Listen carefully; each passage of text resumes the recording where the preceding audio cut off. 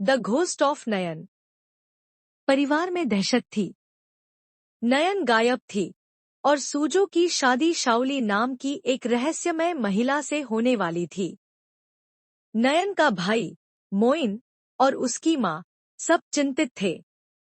मोइन, नयन गायब है और आप लोगों ने हमें इन्फॉर्म करना जरूरी नहीं समझा। सूजो कहाँ है? मुझे पहले उससे बात करनी है। सूजो अपने कमरे में बंद था। मोइन और नयन की माँ आशा लता ने दरवाजा खटखटाया, लेकिन सूजो ने बात करने से मना कर दिया। सूजो, अंदर से नहीं, मैं अब इन लोगों से बात नहीं कर सकता। नहीं समझेंगे ये लोग, मोइन ने जोर दिया। मोइन, नयन के भाई होने के नाते मुझे हक बनता है कि मैं जानूं कि उसके साथ क्या हुआ है। नयन कहाँ है सूजो? सूजो आखिरकार दरवाजा खोलता है और बताता है कि वह नयन को खोजने की कोशिश कर रहा है। वह सिर्फ एक सुराग चाहता था कि शाओली नयन को कहाँ ले जा सकती है। इस बीच एक स्थान पर एक गुरुजी नयन को बचाने की कोशिश कर रहे थे, लेकिन उनकी हालत बद से बदतर होती जा रही थी। नयन की माँ परेशान होकर सूजो के घर पर बैठी अन्य महिलाओं से बात करने की कोशिश करती है। नयन की माँ, हम लोग प्लीज बैठकर बात करते हैं।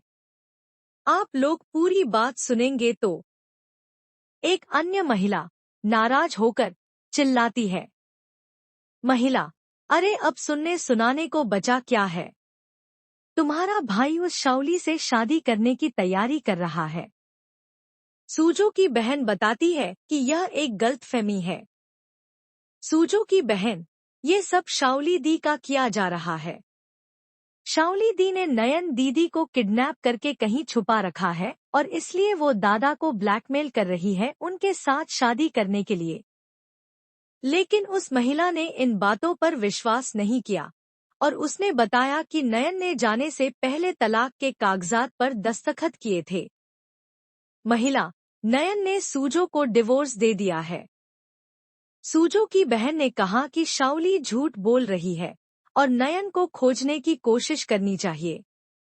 उसने यह भी बताया कि शाओली की साड़ी पर खून के दाग क्यों थे। नयन की माँ आशा लता सूजो के कमरे में जाती है, जहां शाओली भी मौजूद है।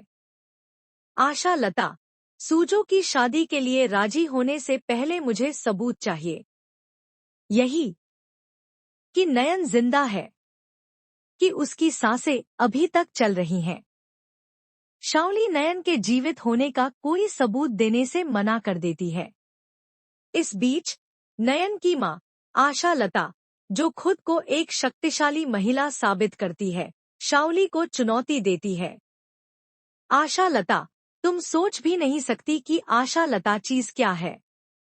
मेरे बारे में जानना है ना तो माला से पूछ लो। जब तक इस बात का सबूत नहीं मिल जाता कि नयन जिंदा है, शादी भी नहीं होगी। गुरुजी ने नारियल फोड़ा, जो काला और सफेद दोनों निकला, जिसका मतलब था कि नयन की जान तो बच जाएगी पर जीवन पहले जैसा नहीं रहेगा। उन्होंने राख और बेलपत्र का उपयोग करके नयन को बचाने की कोशिश की। नयन होश में आती है और मोना से पुलिस को फोन करने को कहती है। वह कहती है कि शाओली कोई इंसान नहीं, बल्कि एक प्रेत आत्मा है। नयन, आप लोग समझ क्यों नहीं रहे हैं? पुलिस इंसानों को पकड़ती है, भूतों को नहीं। शाओली इंसान नहीं है, वो एक प्रेत आत्मा है। नयन की माँ पूरी तरह से परेशान, अंत में फैसला करती है। नयन की माँ, नहीं, जब तक नयन नहीं मिल जाती मैं इस घर के बाहर एक कदम भी नहीं रखूंगी। मुझे बस अपनी बेटी की परवाह है। मुझे ऐसा दामाद नहीं चाहिए। जरूरत पड़े तो मैं अपनी बेटी की दोबारा से शादी करवा दूंगी, एक ऐसे इंसान के साथ जो अपनी पत्नी की हिफाजत करना जानता हो। शाओली को यह पता चलता है कि नयन की माँ उसे चुनौती दे रही है, लेकिन वह अभी भी अपनी शर्तों पर अड़ी हुई है। शाओली, अगर आप चाहते हो कि नयन वापस आ जाए तो सूजो को मुझसे शादी करनी होगी, क्योंकि अगर यह शादी नहीं हुई तो नयन जरूर मरेगी। सूजो अंत में बाहर आता है और घोषणा करता है, सूजो, रुको, शादी होगी। सूजो की घोषणा से शाओली की चाल सफल होती है, लेकिन नयन की मां और भाई अभी भी नयन को खोजने की उम्मीद नहीं छोड़ते।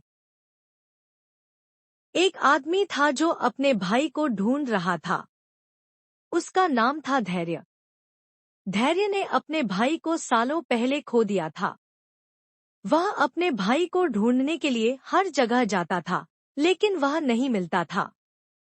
एक दिन धैर्य को पता चला कि उसका भाई जिंदा है और वह विक्रांत नाम से जाना जाता है।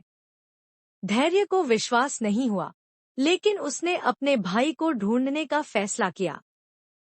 जब धैर्य ने विक्रांत को देखा तो वह उसे पहचान नहीं पाया। वह सोच रहा था कि यह उसका भाई है या नहीं। धैर्य ने विक्रांत के पास जाने का फैसला किया, लेकिन वह कुछ कह नहीं पाया।